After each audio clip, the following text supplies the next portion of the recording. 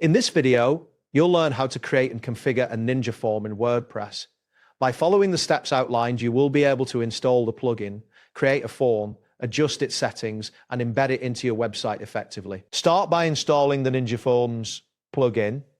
First, navigate to the plugins section on your WordPress dashboard, located on the left sidebar. Once there, click on Add New at the top of the page. In the search bar that appears, type Ninja Forms and hit Enter. After the search results load, find the Ninja Forms plugin, click the Install Now button, and once the installation is complete, click Activate to enable the plugin. Next, you will create a form from the WordPress dashboard. Locate the Ninja Forms option in the left sidebar and click on it. This will take you to the Ninja Forms management screen. Click on the Add New button to start creating your form. You will see several template options such as blank or contact.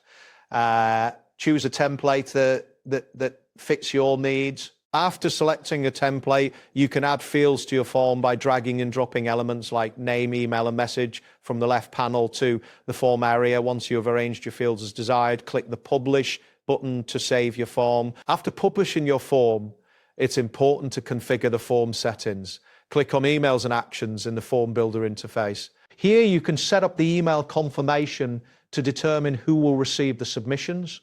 You should input the email addresses of the recipients in the designated field. Additionally, you can customize the success message, which is what users will see after they submit the form.